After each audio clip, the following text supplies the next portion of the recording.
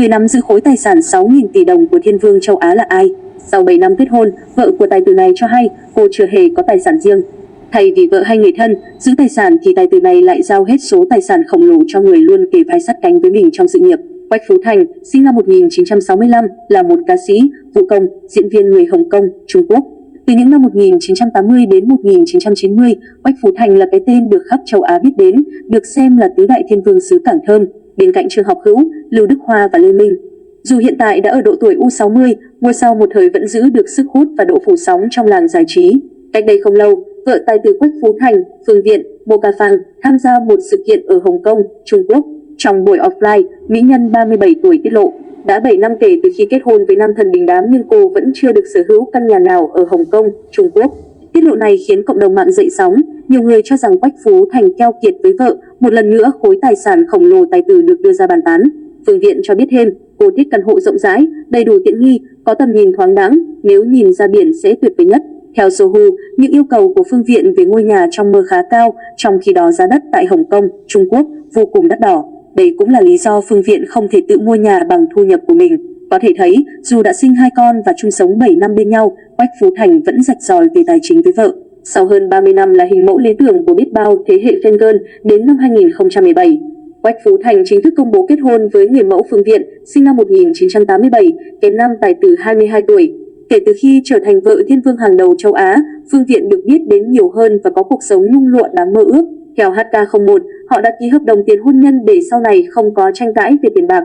Nội dung hợp đồng ghi rõ trong thời gian chung sống, Phương Viện được chồng cho 200.000 SKD, gần 600 triệu đồng mỗi tháng để chi dùng cá nhân, kèm theo 1 triệu SKD phí sinh hoạt chung.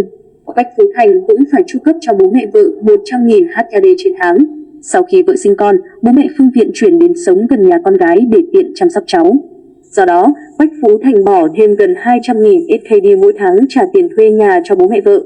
Ngoài ra, các khoản mua hàng hiệu như túi xách, giày dép, mỹ phẩm tặng vợ của Quách Phú Thành không tính vào sinh hoạt phí. Nếu chia tay, Phương Viện không có phần trong khối tài sản khổng lồ của chồng. Thay vào đó, cô được một khoản đền bù đáng kể để không phải nghĩ ngợi. Đồng thời, cô có thêm tiền trợ cấp nuôi con hàng tháng. Quách Phú Thành còn tiết lộ từ khi kết hôn, anh có thói quen mua kim cương để tích lũy do ảnh hưởng từ sở thích của vợ. Người mẫu Mocha Phương Viện yêu thích trang sức lấp lánh, xa xỉ và có giá trị bền vững. Do đó, mỗi dịp đặc biệt Quách Phú Thành lại mua kim cương để tặng cô. Không ít lần truyền thông bắt gặp tài tử đình đám đưa vợ con đi du lịch nước ngoài, mua sắm đồ hiệu. Mặc dù chiều vợ hết mực, Quách Phú Thành có nguyên tắc đặc biệt là không để vợ nắm quyền quản lý tài sản.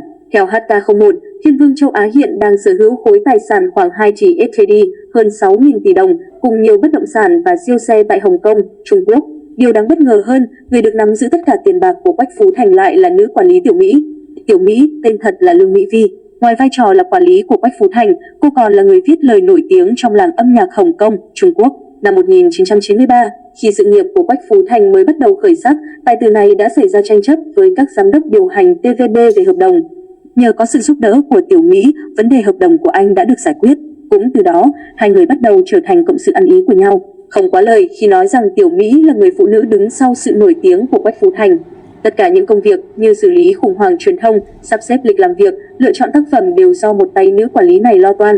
Nhờ sự hỗ trợ của Tiểu Mỹ, sự nghiệp của Quách Phú Thành ngày càng thành công và luôn duy trì được vị thế trong làng giải trí Hồng Kông, Trung Quốc. Vì gắn bó suốt hơn 3 thập kỷ, có nhiều lúc công chúng đặt ra nghi ngờ về mối quan hệ thực sự giữa hai người. Đặc biệt là khi biết nam thần giao hết tài sản cho Tiểu Mỹ nắm giữ. Phải đến khi Quách Phú Thành kết hôn với Phương Viện, tin đồn về anh và quản lý mới chấm dứt.